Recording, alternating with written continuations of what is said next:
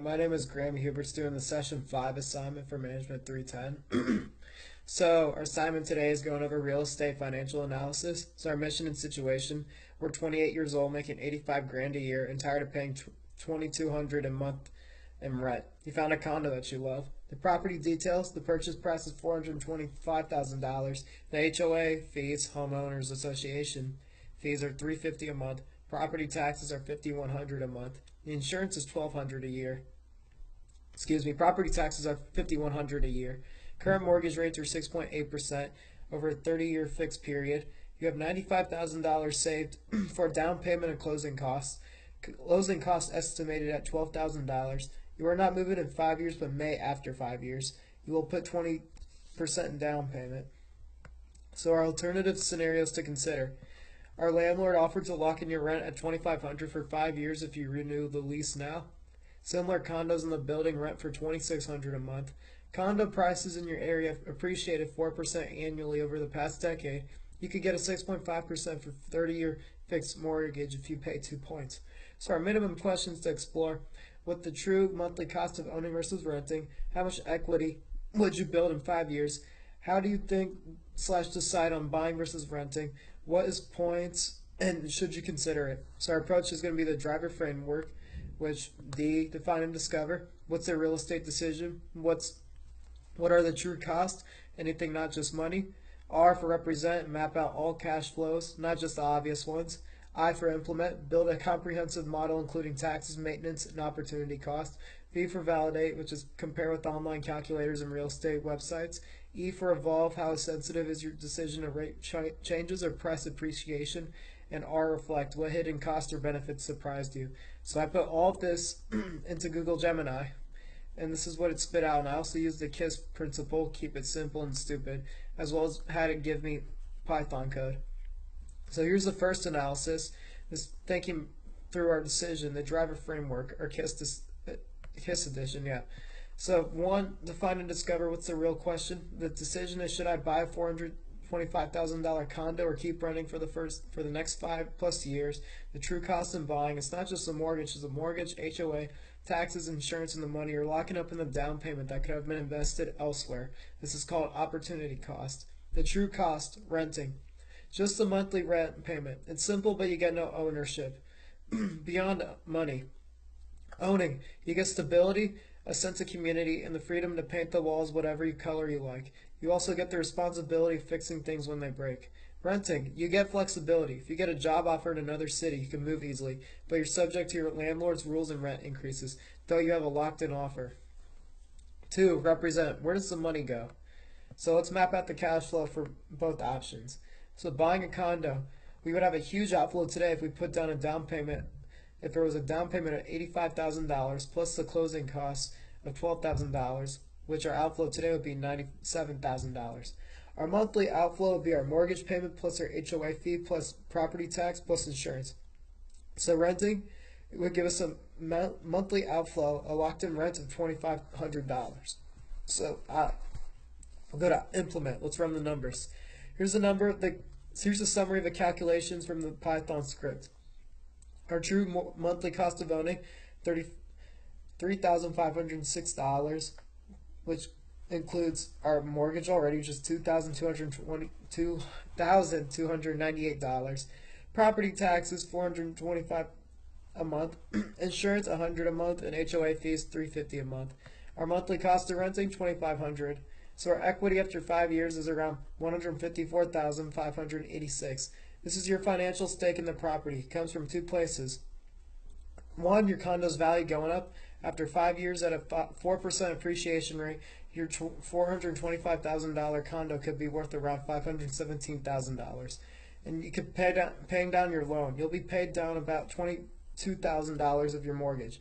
Our equation here is equity, which equals future home value minus the remaining loan balance. So now we get to validate. Does this match the real world? The script numbers are a great start. To validate them, punch the same numbers into an online mortgage calculator from a major bank or real estate site like Zillow.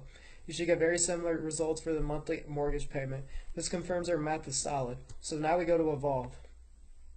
What if things change? This is where you test your assumptions. What if appreciation is lower? If the condo value only goes up 2% per year instead of 4%, your equity after 5 years will be much lower. What if interest rates were higher? A 1% increase in your mortgage rate would add hundreds to your monthly payment, making renting look much more attractive. Your decision is sensitive to these factors, which are outside your control. So now we get to reflect and decide. What's the final call? Financially, renting is about $1,000 and $1,006 cheaper per month in terms of cash flow. However, that extra $1,006 you spend on the condo isn't just, quote, lost. It's building you over $150,000 in equity over 5 years. You're essentially paying yourself. So what are our points? Our simple answer, points are a fee you pay the lender upfront to get a lower interest rate on your loan. 1 point usually costs 1% of the loan amount. In your case, you can pay 2 points, 2% of your $340,000 loan, which is $6,800, to lower your rate from 6.8% to 6.5%. The math. This would save you about $68 a month on your mortgage. To see if it's worth it, you calculate the break-even point, which we would get as $6,800 cost divided by $68, our monthly savings, which equals 100 months. Should we do it? It would take 100 months over 8 years to break even on the cost of their points. Since you might move after 5 years, paying for points is likely not a good deal for you. How to decide. Can you afford the extra $1,006 a month for the condo without being financially stressed? Is building equity a major goal for you right now, or is the flexibility and lower monthly costs of renting more important? Are you prepared for unexpected costs, such as the water heater breaks? As an owner, that's your bill. There's no simple right answer, but by looking at the true monthly costs and potential equity, you can make a decision that you're confident in. So here's our code that I put into Collab as well. So this defines our inputs here. The purchase price, $425,000. Our down payment at 20%. Mortgage term years is 30. Our interest rate an annual 6.8%. And our closing cost is $12,000. Going over the monthly and annual expenses, HOA, property taxes, and insurance. And we go over what we had just talked about, are implementing the calculations with the return loan amount over term years times 12. So then we get our monthly rate, which is equals to our annual rate over 12. And we get over to calculating remaining balance, which is our return loan amount times 1 minus payments made over term years times 12.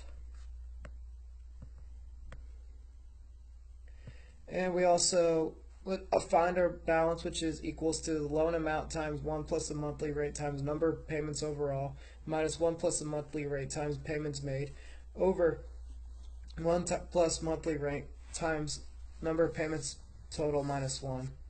So our core calculations, our down payment amount equals our purchase price times the down payment percentage. Our loan amount equals our purchase price minus our down payment amount. Our total upfront cost is our down payment amount plus closing costs.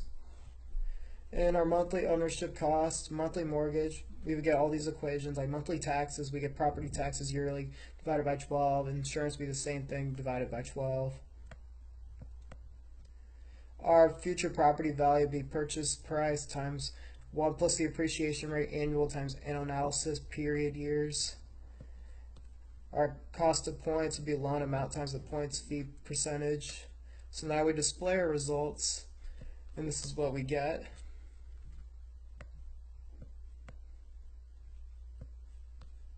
So it gives us that paying for points provides you no savings, as we had just talked about. We also learned time to break even on points. And our recommendation would be, since you may move in 5 years, paying for points is likely not worth it, as the break even is no longer than your planned stay. And this is our print, our final one. And this is it. Thank you for listening.